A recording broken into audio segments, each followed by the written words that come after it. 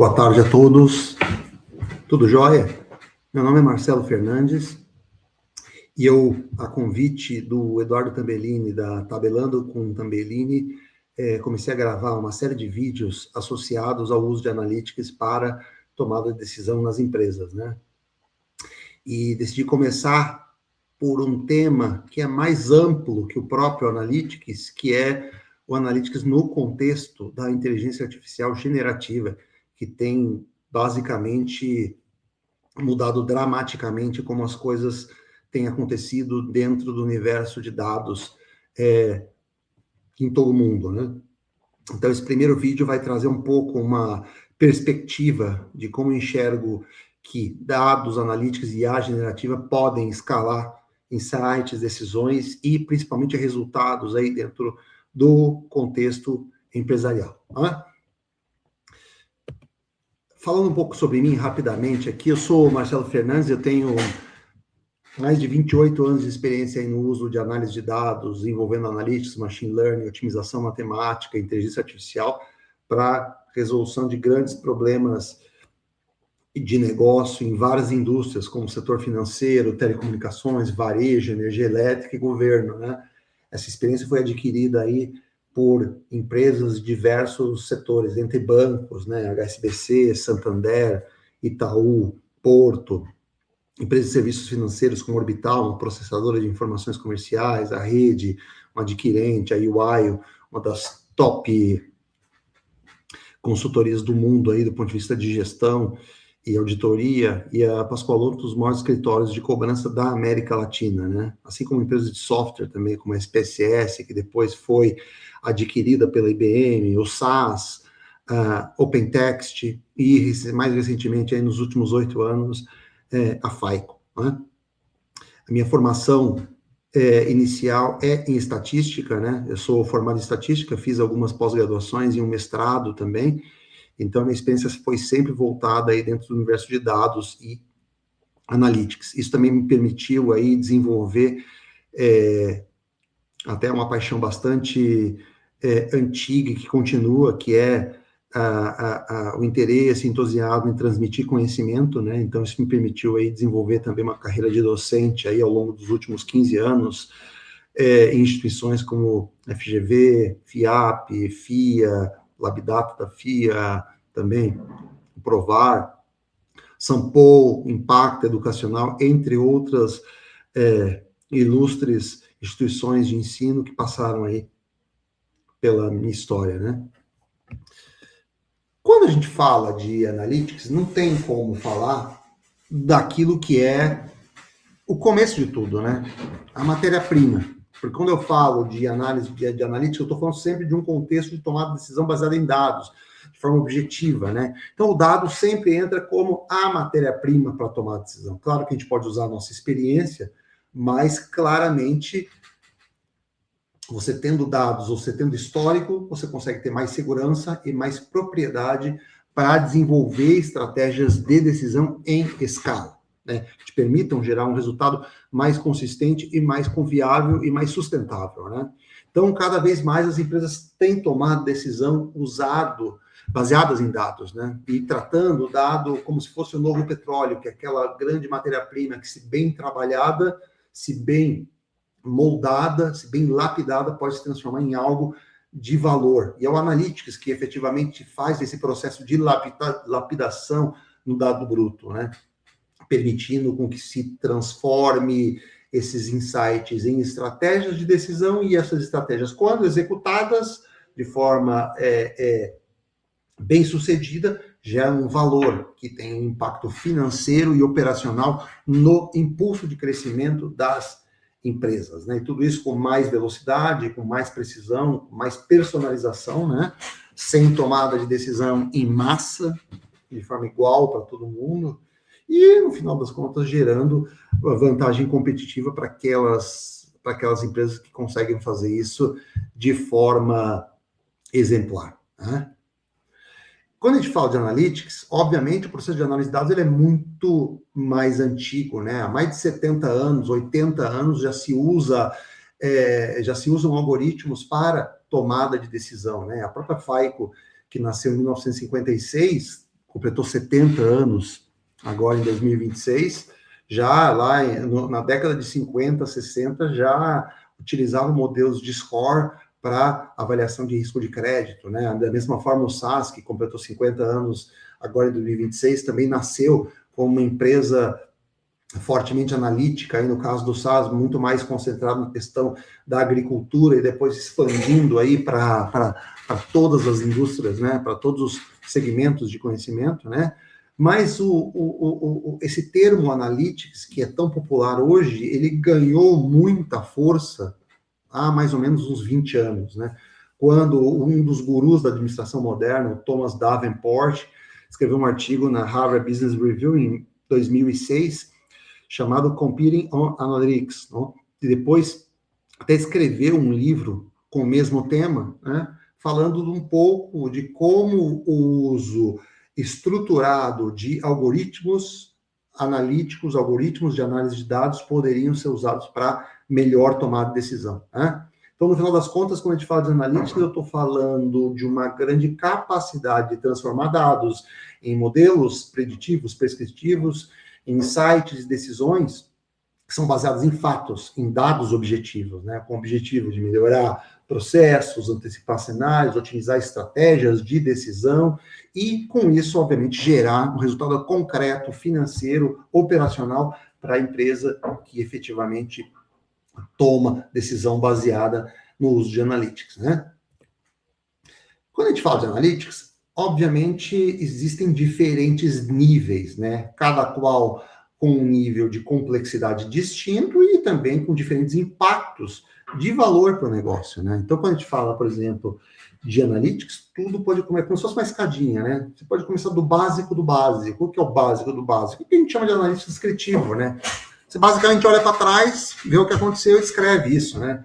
Pode ser na forma de tabelas, gráficos, pode ser na forma de um dashboard, de um mapa, não importa, né? Basicamente eu estou olhando um dado do passado e representando isso de uma forma resumida nesses elementos que eu comentei. Então, por exemplo, pode ser um histórico de vendas, que eu quero avaliar a tendência de vendas ao longo do tempo, quero ver como é que se comportou o desempenho dos vendedores ao longo dos últimos 12 meses, quero ver como é que se comportou a inadimplência do ponto de vista de uma carteira de financiamento de veículos e como é que os indicadores têm se comportado e, por exemplo, segmentados por diferentes grupos, né? Então, tudo isso, eu estou olhando para trás.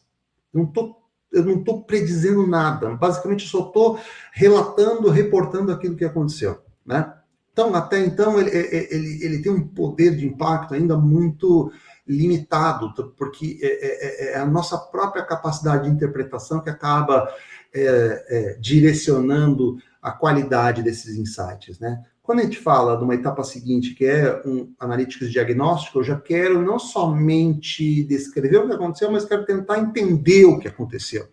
Aí eu já começo num processo de por que aconteceu determinado fato, né? Por que a inadimplência vem aumentando? Por que eu tenho vendido cada vez mais? Por que os clientes têm mudado de preferências, etc, etc. Aí eu começo a entrar em outras ferramentas que me permite avaliar de uma forma mais precisa, mais direta e objetiva, causas raízes, correlações, causalidades, etc, etc. Mas ainda assim eu não estou projetando nada. Basicamente eu estou descrevendo e tentando entender aquilo que aconteceu. Quando eu vou com uma camada preditiva, eu já estou falando de um universo mais poderoso de algoritmos que me permitem projetar, baseado nos dados que eu tenho historicamente, o que vai acontecer. Aí eu posso estar falando de predições, modelos preditivos, posso estar falando de modelos de forecasting, que fazem previsões, posso estar falando de cenário de risco, simulações de cenário, etc, etc. Então, com isso, eu consigo, usando dados históricos, por exemplo, calcular qual a probabilidade de um cliente deixar de pagar uma determinada fatura do cartão de crédito, qual a probabilidade de uma máquina dentro de uma planta industrial ter uma falha nos próximos 3 dias, nas próximas 2 semanas, qual a probabilidade de um cliente aceitar uma oferta customizada, personalizada, que foi gerada para ele, né? Qual a probabilidade de um cliente cancelar o seu relacionamento com a empresa, com o produto que ela contratou nos próximos 6 meses. Ou seja, eu estou olhando o passado, analiso todo o histórico, utilizo modelos preditivos, transformo avalio o resultado desses modelos por meio de probabilidades, e a partir dessas probabilidades, as pessoas podem tomar decisão. Então, aí está a limitação, né? A modelagem preditiva, ela não te sugere nada. Ela te dá insights, que podem ser probabilidades, podem ser segmentações, podem ser grupos de risco, e a partir disso, você, como usuário de negócio, você como especialista de negócio, insere isso dentro de um universo de estratégia de decisão e cria a sua estratégia, implementa essa estratégia, né? E com isso colhe resultados melhores ou piores, né? Mas a limitação dela está aí, né? Ela não me sugere nada. É aí que entra uma quarta camada que a gente chama de analytics prescritivo, que de uma forma bastante popular acaba embarcando boa parte dos algoritmos que a gente chama de otimização matemática.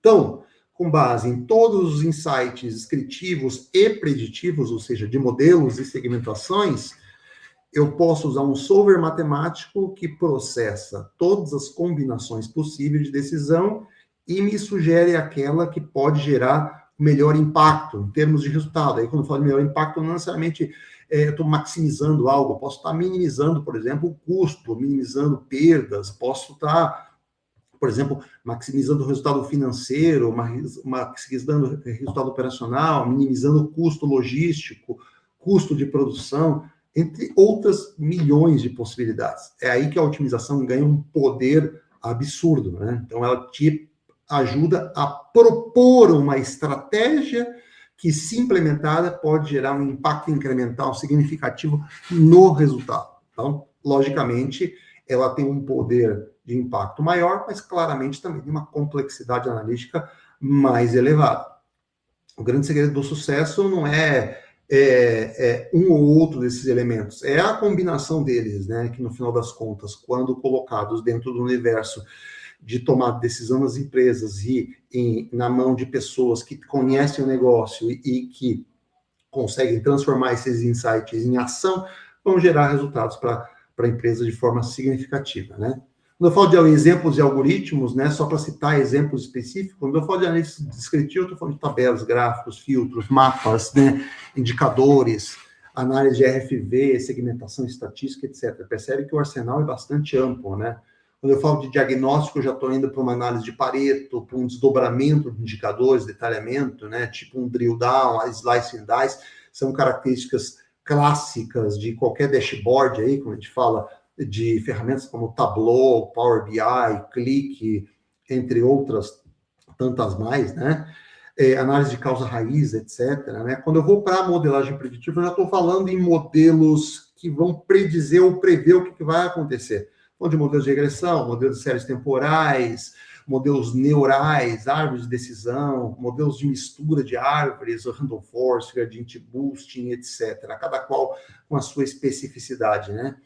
E o analítico prescritivo, que é justamente a questão da otimização matemática, que pode considerar diferentes tipos de otimização usando o que a gente chama de programação matemática, né? Desde programação linear, linear inteira, inteira mista, não linear, estocástica, heurísticas diversas, né? Então, eu tenho um arsenal de metodologias, né? Então, tudo isso, até então, estava extremamente espalhado e muito dependente da capacidade analítica do profissional, né? Então, tudo isso é na cabeça do profissional. Obviamente, todo o conteúdo está amplamente disponível em termos de conteúdo, mas até então ele estava muito, digamos assim, ainda dependente da capacidade de uma pessoa de efetivamente utilizar essas abordagens e extrair valor de dados, né? E aí, quando a gente fala de exemplos, né, de analítica descritiva no mundo corporativo, por exemplo, uma analítica descritiva, um dashboard de acompanhamento de indicadores de performance, por exemplo, de uma carteira de cobrança de veículos leves e veículos pesados numa financeira de veículos, né? Esse é um exemplo clássico de analítica descritiva, né, que até hoje é muito utilizado aí em praticamente todos os bancos de varejo no mundo inteiro, né? Quando a gente fala de analítica e diagnóstico, por exemplo, eu quero analisar uma análise mais profunda das causas, raízes de falhas de equipamentos, por exemplo, dentro de uma planta industrial, que tem diversas máquinas, cada máquina tem um conjunto de sensores que geram milhões de dados em tempo real. Como é que eu analiso esses dados e como é que eu avalio, por exemplo, o que impactou na falha de determinados máquinas ou determinados equipamentos, né? Quando eu vou para a modelagem preditiva, por exemplo, eu utilizo todo o histórico de comportamento do cliente para fazer predição de default, por exemplo, para clientes de cartão de crédito de um banco digital. Tenho lá uma carteira de 10 milhões de cartões e tem clientes que, ao longo do tempo, saem de um estado de cliente em dia para clientes em atraso, vão rolando faixas de atraso até que param de pagar e isso gera um prejuízo para a empresa, né? Como é que eu antecipo isso? Modelos preditivos podem te dar toda essa sinalização. Até modelos prescritivos que efetivamente podem ser usados para sugerir melhores estratégias de decisão. E um exemplo clássico aí, do ponto de vista logístico, é a definição, por exemplo, de uma rota ótima de entrega de encomendas, né? Que no final das contas, considerando as diferentes entregas que precisam ser feitas, como é que eu minimizo a distância percorrida, respeitando, por exemplo, restrições associadas a prazos de entrega, para que eu não estoure o prazo com o cliente resolva cancelar o pedido e eu perca efetivamente a receita gerada por essas vendas, né? Esses são exemplos reais de como o Analytics tem sido usado, né? A IA generativa bagunçou isso de maneira brutal. E essa é a grande realidade, né? Quando a gente fala de IA generativa, que ganhou muita popularidade com o nascimento do ChatGPT, lá em meados de 2022, e depois, obviamente, se expandiu brutalmente por outras grandes empresas de tecnologia, como a Anthropic, com o próprio Claude, com DeepSeek, com Google, com Gemini, entre outras, Grok, entre outras possibilidades, todas elas oferecem soluções de IA generativa que geram informação nova, geram conteúdo novo a partir de dados pré-existentes, principalmente dados textuais, dados massivos disponíveis a respeito de toda sorte de conhecimento e dado e informação existente, né? Que tem permitido uma geração de resposta em insights numa escala nunca antes vista, né? Então, como é que isso, no final das contas, mexe com a questão do Analytics? Hoje eu consigo desenvolver, a partir de dados, usando o GenAI, que tem todos esses algoritmos já totalmente automatizados dentro da sua lógica, né? Você consegue, a partir de estruturas simples, que podem, obviamente, ser sofisticadas, mas estruturas simples de comandos baseados em linguagem natural, ou seja, o que a gente chama de prompts, instruções, você, com o mínimo conhecimento, você já consegue extrair valor dos dados sem necessariamente usar uma ferramenta específica. Então, o que acontece? A partir da existência de dados e ferramentas de IA generativa, essas ferramentas se tornam como grandes copilotos que, no final das contas, nos ajudam a gerar insights muito mais ricos, de uma forma muito mais rápida. Obviamente que todo o contexto é de responsabilidade do ser humano, né? Porque se você não coloca contexto, ele pode gerar isso dentro de um contexto completamente desconectado, com maior probabilidade de alucinações, né? Tudo isso com muito mais velocidade, de uma forma muito mais acessível a um universo que até então era restrito a um público mais analítico, né? Um público que tinha esse skill mais técnico, né? Então, hoje, no final das contas, gerar análise de dados está cada vez mais fácil, né? Cada vez mais fácil. Porque, a partir das instruções que a gente fornece ao computador, a inteligência artificial generativa, ele já consegue transformar isso em instruções de código, já consegue transformar isso já em análise de dados, que por trás ele roda esses códigos, ele nem te mostra o código, mas ele já te mostra o resultado dessas análises, né? Então, tudo isso, no final das contas, tende a automatizar uma parte significativa do processo, tanto que muito desses copilotos se expandiram por todas, praticamente, plataformas de análise de dados. Aí você tem várias empresas aí de tecnologia que instituíram os chamados copilotos dentro das suas próprias soluções. De forma que você, vou dar um exemplo, tipo Databricks, que tem a sua plataforma de inteligência de dados, mas tem lá o seu copiloto para uma pessoa, por exemplo, sem algum conhecimento amplo de SQL ou de Python, tem a capacidade de pegar dados e gerar insights, né? Então, por meio aí de instruções baseadas em linguagem natural, né? Então, por trás tem todo um processo de NLP, de processamento de linguagem natural, que transforma as tuas instruções em comandos, em códigos que vão executar determinadas análises de trazer resultado, né? Mas o que continua fundamental para que esse processo ele possa ser feito de maneira eficiente, né? A participação humana continua sendo chave, só que ela tende a mudar, né? Basicamente, em vez de executar a análise, o ser humano ele vai continuar sendo fundamental no sentido de definir claramente o problema, estabelecer esses guardrails, né? Essas delimitações, esse contexto de negócio. Vai depender claramente de dados minimamente consistentes, né? Se esses dados estiverem, digamos, enviesados ou totalmente sujos, o ser humano vai ter que continuar tendo a capacidade de fazer essa curadoria e avaliar isso de maneira clara para que o dado que vá ser utilizado pela inteligência artificial possa ser o mais consistente possível, né? O fundamento analítico e estatístico vai continuar sendo fundamental. Como é que você vai criticar o resultado de uma análise que a IA generativa te forneceu, se você não tem a mínima ideia do que é um cluster, do que é uma modelagem preditiva, do que é uma probabilidade, do que é uma odds ratio, o que é um p-valor, você não tem a mínima ideia disso,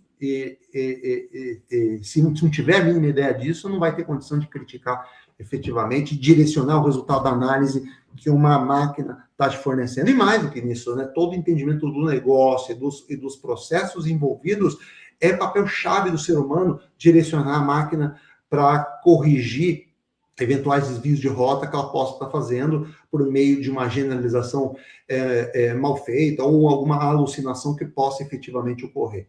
Então, essa capacidade crítica de validar, questionar e direcionar vai ser fundamental de forma que eu consiga evitar alucinações, conclusões apressadas, uso sem validação, etc, etc. Então, tudo isso resume, no final das contas, esse movimento grande que o próprio Gartner, aí, ano passado, já preveu que vai acontecer, né? Já previu que vai acontecer. 75% do conteúdo de Analytics vai usar GenAI até 2027. Então, é um caminho sem volta. É um caminho que estabelece um nível potencial de produtividade sem precedente. Então, essa é a grande mensagem, né? Só que o que acontece? Reforçando esse ponto, Analytics e IA generativa sozinhos não geram resultado. O que acontece? Se eu não tiver a capacidade, mas aí de novo reforçando a importância humana, se o ser humano não tiver a capacidade de transformar esses insights em estratégia de decisão e executar isso de forma correta do ponto de vista de motores de decisão, do ponto de vista de operacionalização da estratégia, o resultado real não vai vir. Então, tivemos muita coisa aí, né, de pesquisas saindo, dizendo que a maior parte das iniciativas de GenAI, de inteligência artificial, não geram um resultado concreto. Por quê? Porque você faz um piloto bonitinho, todo controlado, só que você não avalia como seria o ambiente de produção, para poder escalar isso e implementar. Então, por exemplo, num ambiente de POC ou de POV, você desenvolve um negócio bem controlado, chega num resultado, só que esse resultado não escala. Ou seja, quando você vai implementar isso em produção, o resultado é diferente.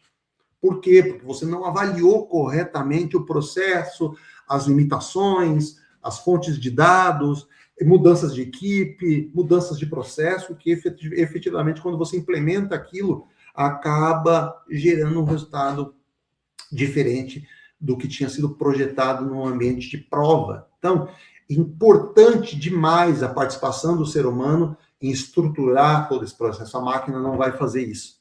Então, esse é uma mensagem clara de que ser humano e máquina juntos podem potencializar muito mais o resultado que os dados podem nos trazer. Né? Então, como mensagens principais aqui, no final das contas, tanto a Analytics quanto a inteligência artificial generativa são ferramentas meio, elas não são o fim da história. O resultado só vai ser atingido quando os insights gerados por essas ferramentas, por esse processo, são associadas a contexto de negócio, contexto sistêmico, operacional, a pessoas, a dados, processos e negócio. Quando um desses elementos falha, o resultado está completamente em risco, ou seja, a chance de não conseguir gerar resultado aumenta sensivelmente. Então, importante deixar claro que o Analytics não é um meio, não é um fim, é um meio, né? Quem decide são as pessoas e as regras de decisão que essas pessoas criam, que, se executadas de forma correta, geram impacto financeiro. Então, essa ordem bonitinha aqui, ó, ela continua valendo. Percebe como ela agora ela foi bastante aprimorada com a entrada da IA generativa, né? E quando eu falo de IA generativa, já incluo, inclusive, os próprios agentes que vão ajudar a automatizar, inclusive até de forma autônoma, muitas dessas ações, né? Que é a diferença entre a inteligência artificial baseada em agentes e a própria IA agêntica, né?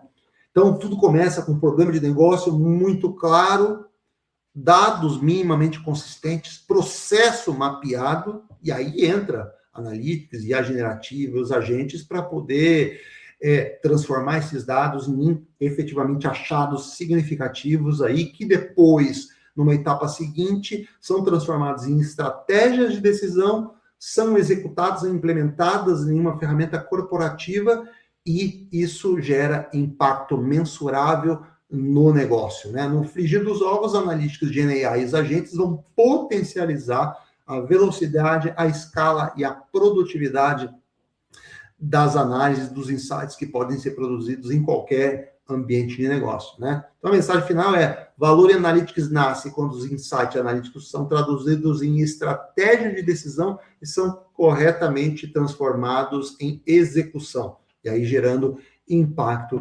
financeiro para as instituições. Essa é a mensagem que eu gostaria de trazer para vocês, e nos vemos aí em um próximo vídeo. Muito obrigado.